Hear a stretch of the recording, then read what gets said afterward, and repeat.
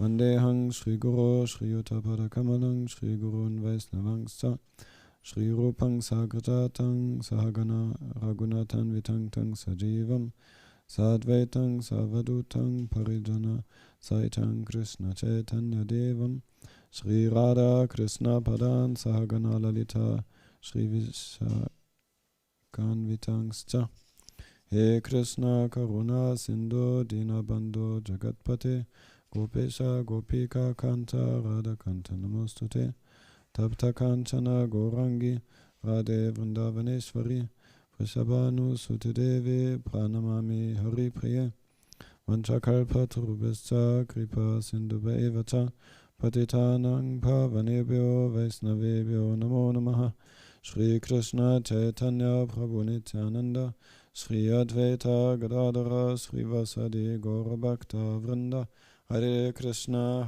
Krishna Krishna Hare Hare Hare Rama Rama Rama Hare Hare.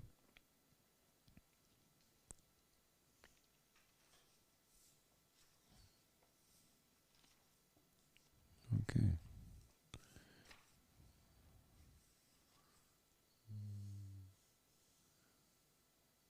Who understands no German?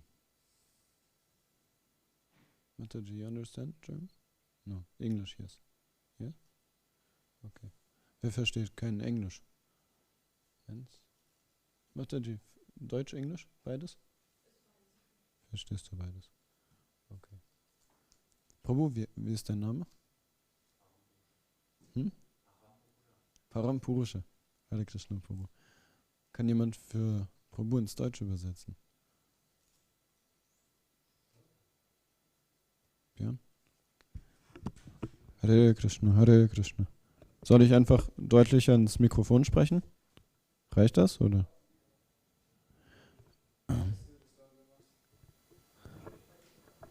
Hare Krishna. Ja. Aber ein bisschen leiser kann das schon wieder sein. Jedenfalls hier. Hare Krishna, Hare Krishna. Also hier ist das gut. Ja, weißt du, wie das geht? Wisst ihr, wie man das lauter macht in der Küche und im Pujari-Forum? Okay. Ich gebe das in eure Hand. So, we are reading in the Bhagavad-Gita, Bhagavad-Gita as it is, which is given and translated and explained by Srila Prabhupada, who is bringing us also the explanations of all the previous acharyas in the line of Lord Chaitanya.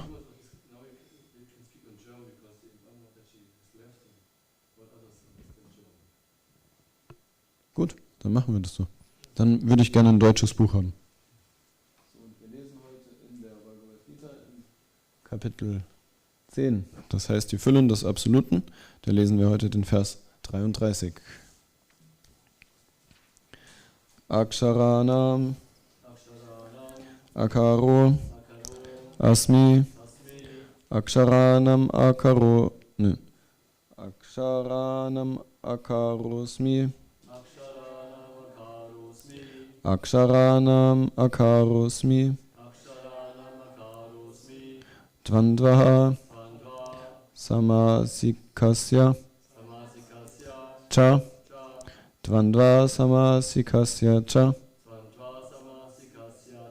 Dvandva Samasikasya Cha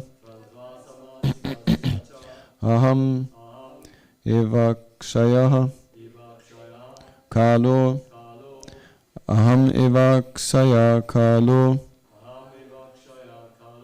Aham Evakshaya Kalo Datahang Vishvato Mukhaha Datahang Vishvato Mukhaha Datahang Vishvato Mukhaha Aksharanang Akarosmi Dvandva Samasikasya Cha Aham eva kshaya kalo datahang vishvato mukhaha. Prabhus? Aksharanamakarosmi Dvandva samasikasya cha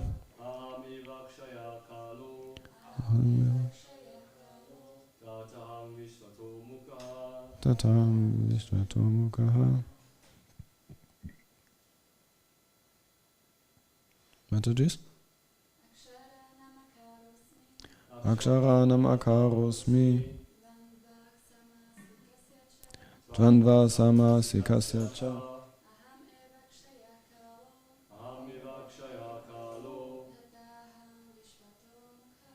Tataham vishvato mukhaha. Okay.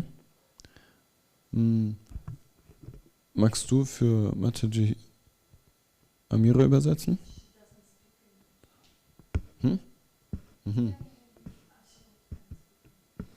I'm speaking in German, so you will need someone to translate for you, isn't it?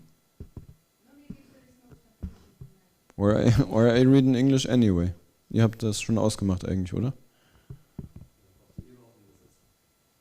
Wirklich? Ich habe gedacht, du verstehst beide Sprachen. Okay. Auf Englisch, ein bisschen.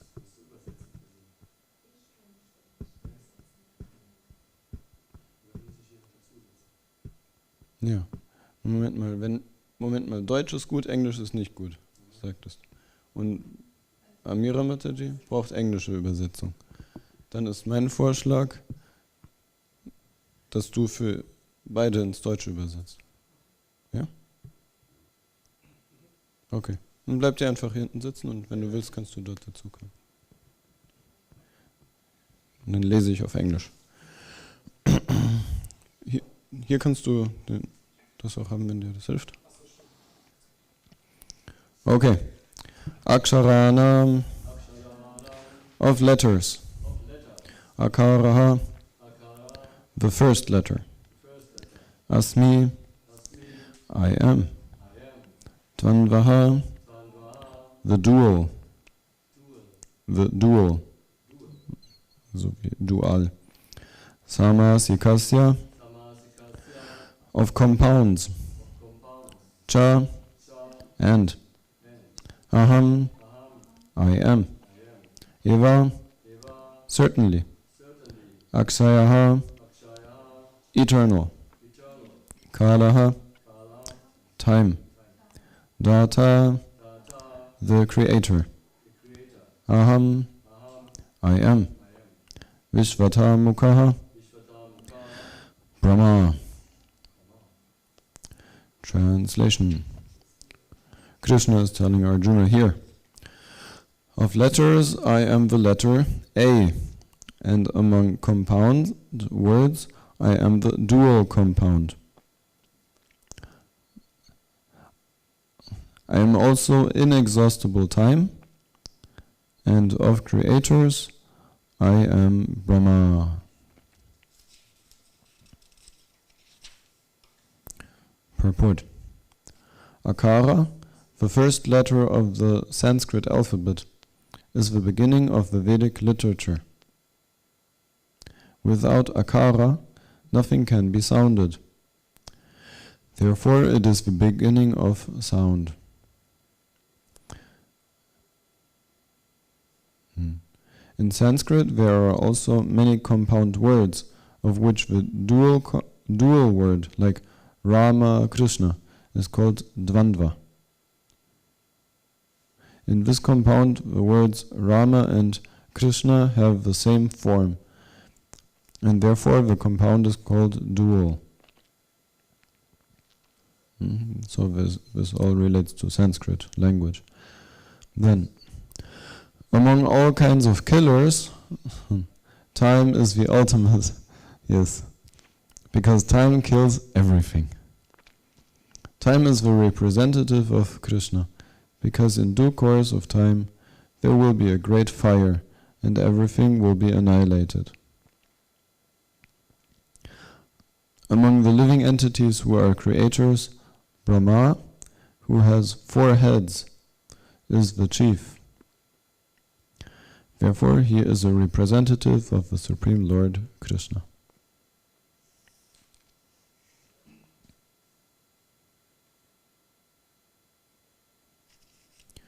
Okay, Hare Krishna. So, we are grateful for the association of all of you who are here to make my endeavor here meaningful, to speak about the Lord. So here, the first part of the verse and also of the purport relate to the Sanskrit language, and I don't know so many things about this. Actually, I know as good as nothing. And so what can we say? But one principle which is very interesting about Sanskrit is that the sound vibrations of the Sanskrit language, they are non-different from the things which they describe. It says that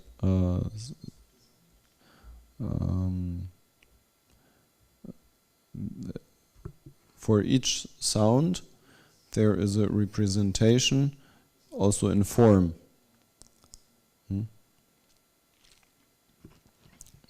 So, for example, we have this symbol on the wall below the clock, and as far as I remember, it's also called Shri Yantra, and this very form is the form representation of the sound Shri, like this. So Sanskrit is a very wonderful language, and so Srila Prabhupada is exposing us here to some scientific details of this Sanskrit language. So then next, among all kinds of killers, time is the ultimate, because time kills everything.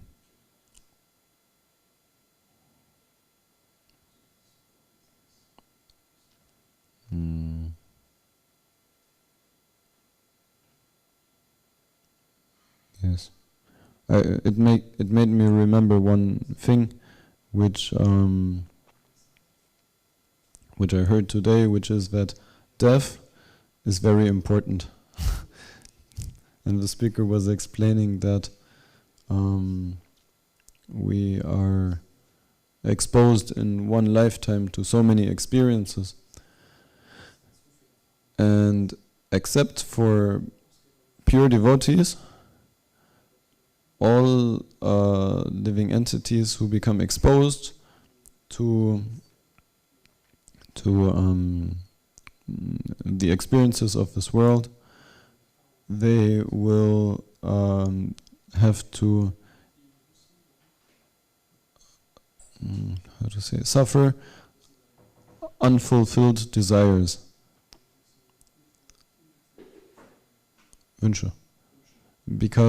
Because everyone who takes a material body, the cause of taking a material body is lusty desire. And when lust is not satisfied, Krishna is explaining that, then there will be anger. And most living entities, they will always, when they become old, especially human beings, they will carry a lot of anger inside, frustration, anger, grudge, so Frust, and that, how to say, that is And the topic, actually, the speaker was speaking about sleep. Sleep, Schlaf. And the speaker was explaining how when we sleep at night, and especially between 10 o'clock and 2 o'clock in the morning, 10 evening to morning, those 4 hours, at this time, our intelligence digests all the experiences that we have made throughout the day. So, and the speaker was giving that, speaking like this, that we may experience that one day many things happen to us which agitate our mind, they make us disturbed. But then if we just take rest on time and we sleep throughout the night, then next morning we wake up and it is all not so, it doesn't affect us anymore. We feel refreshed and strong. Or also I notice personally when I sleep less, then I feel more hungry. And then if I manage to take some extra rest to balance, then after waking up I don't have this hunger anymore. So sleep is very important. And in the same way, after the end of one life, there's death. And death is like a long sleep. And all the grudge which we collect in one life, all the bitterness that we that we accumulate when we become old, then that will be somewhat balanced and washed out, and then next life we can regain a youthful spirit and a hopeful spirit. Wir können eine hoffnungsvolle Haltung wieder haben. So time kills everything, and that of course relates to matter. It doesn't relate to the spiritual living entity. So we are eternal living entities. So we don't become annihilated. Krishna himself, one verse is there, I remember. Krishna is saying,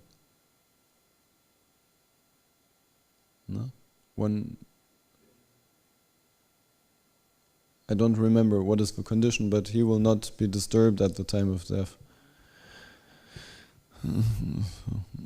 Wird nicht zur Zeit des Todes gestört.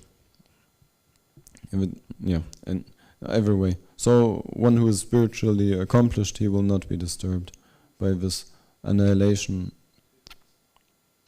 Ultimately, the annihilation always relates to the forms which matter takes. Like this material body is a form, and I'm situated in that. But one day the form will fall apart in some way, and then I move on. And like this it is for all of us. That we are the spiritual living entity. So yes, and when we speak about annihilation and something new coming into existence, we call that creation. Annihilation and creation. And here, Srila Prabhupada is, and Krishna also, they elaborate on Lord Brahma, who has 4 heads. And he is the first creator in this universe. He's the most exalted engineer who is there. Like engineers in this world, they build some bridges, they build some big buildings, or some airplane. But Lord Brahma, he can create planets, and he can create bodies for all kinds of living entities. This is elaborately explained also in Srimad Bhagavatam.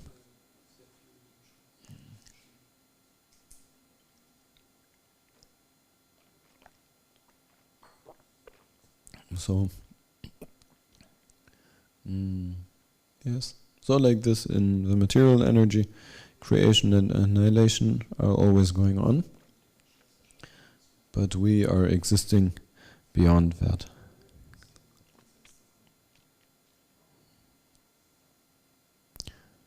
Hare Krishna. Do you have any questions or comments?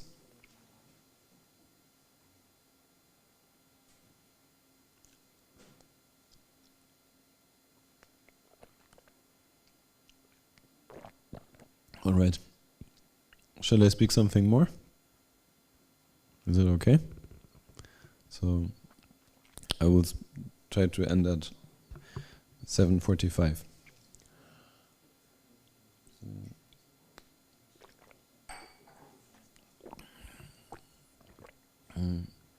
Recently, we learned one verse, which is from Srimad Bhagavatam, and which is, I heard throughout the years actually many devotees referring to this verse and speaking about it.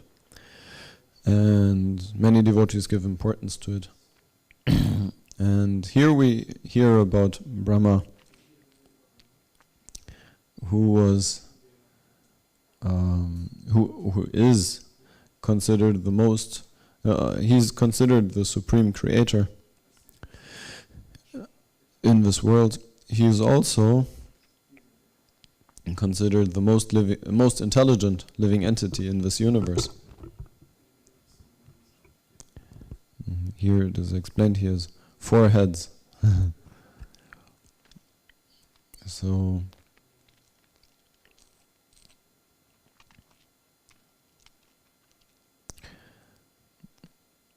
but we see that even Lord Brahma, sometimes he becomes confused about Krishna. About Krishna, he doesn't understand. He doesn't necessarily understand Krishna. And we can see in Srimad Bhagavatam this pastime, he's seeing Krishna who is playing the role of a small boy. And Krishna is living at Vedic times, so where it is considered very uncultured to eat with one's left hand. But Krishna, he is holding some food in his left hand. And Lord Brahma, he becomes impressed because anyway, so Lord Brahma, he becomes conscious of Krishna and Vrindavan, and when he's going there and he's seeing this small boy, he's holding the food with his left hand, and he's thinking, "This is my Lord."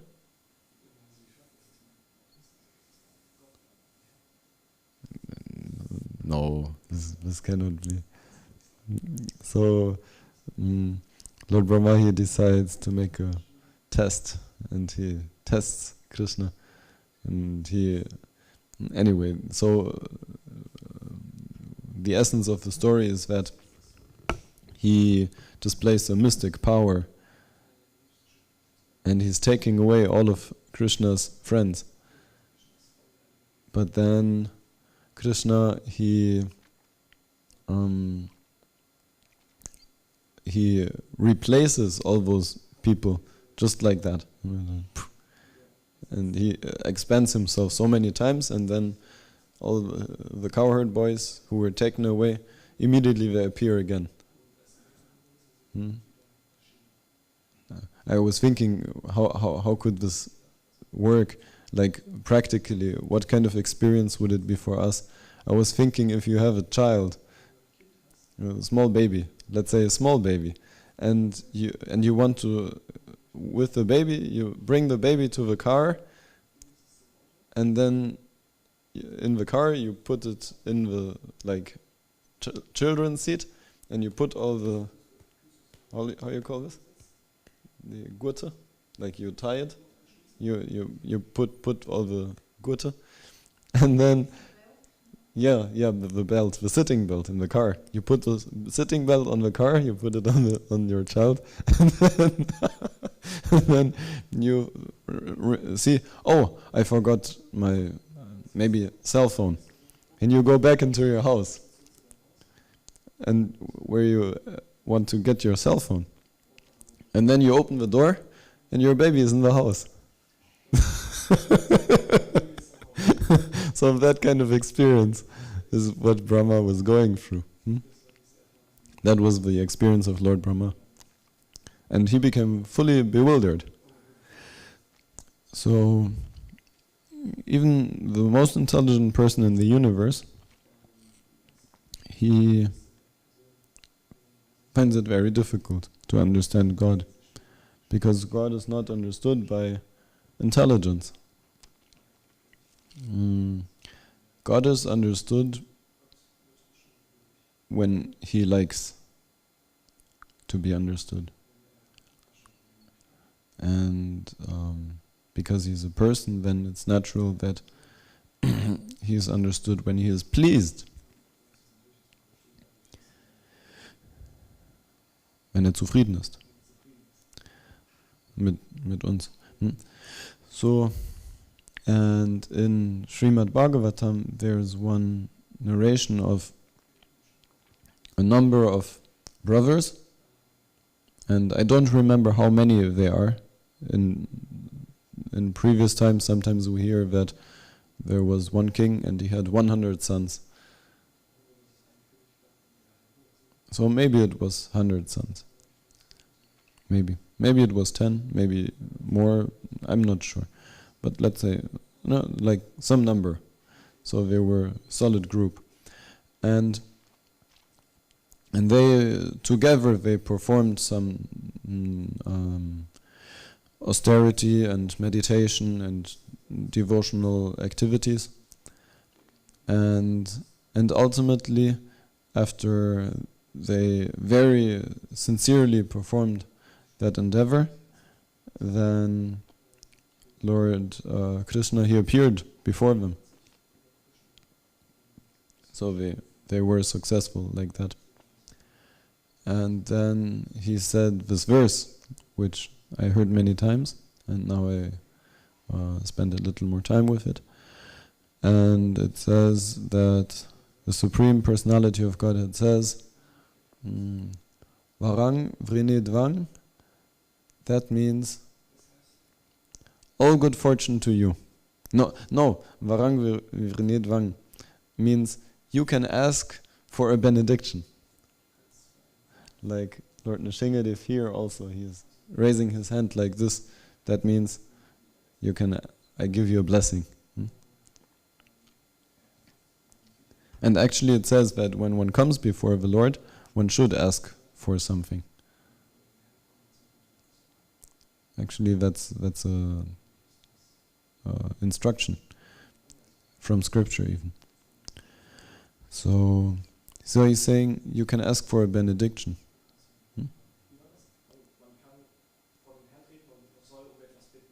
Ja, wenn man vor den Herrn kommt, dann soll man um etwas bitten.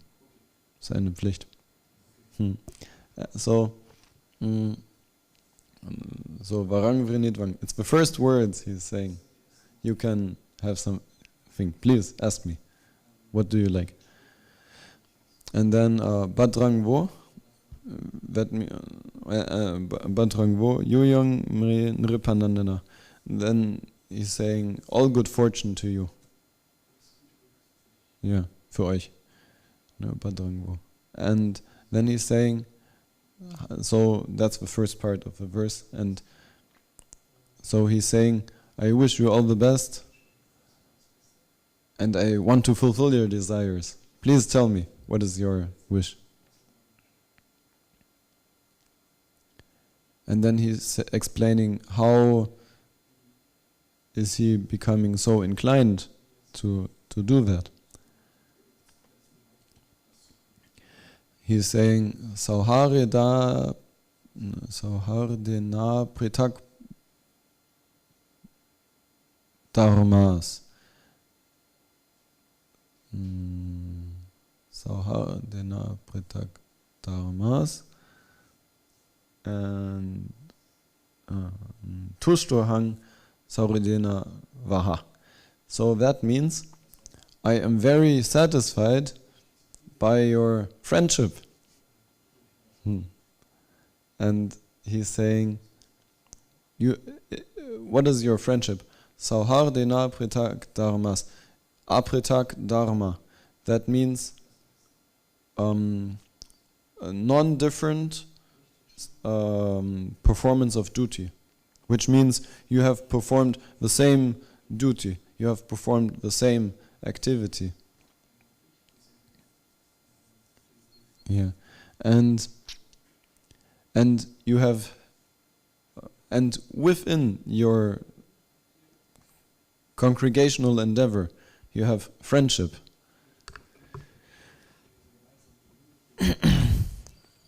So I find that very interesting. And I personally am thinking that it is my impression that some people, they are very much interested in friendship. People who come here, they are very inclined towards being a friend to others and like this. And others, they are very serious about this dharma, like what to do. Are you coming for Mangal Arti? Are you chanting your 16 rounds nicely? Are you hearing nicely the holy name? Are you pronouncing nicely? Are you giving water to Tulsi Devi every day? Srila Prabhupada, actually, once I read a letter, he said, every day, everyone should give water to Tulsi Devi before you eat for the first time in the day. So if you come for Mangal Arti, it's easily done. If you don't make it for Mangal Arti, then now that you know, you should do it. You can go to Tulsi house and you can. Don't give her too much water if you go there. But you can do that. You can go there and give her a little water, even if you somehow sleep late. So some people very, very much focused on doing the devotional service nicely and scientifically. And others, that is my impression, they say, don't be so fanatic, be friendly, be compassionate, be kind to others, don't be so strict. And I guess that maturity means, Reife in devotional service means to have both. Like be very conscious about how to do the devotional service nicely. And at the same time be very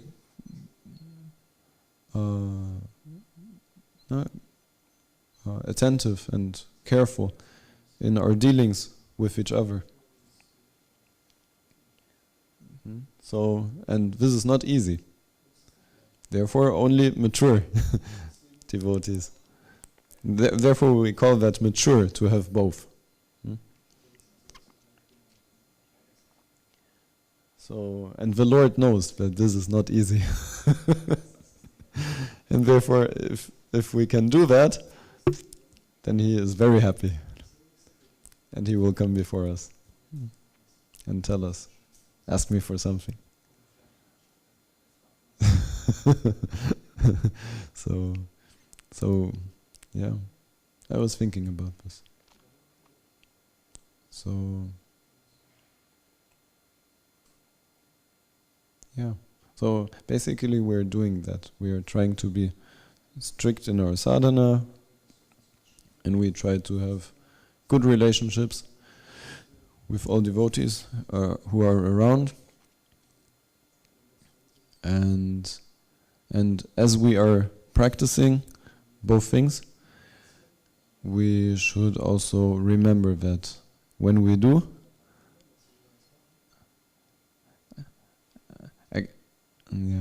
then one day Lord will ask us personally, what do you want? I want to give you that. So on that day, we should know what we want.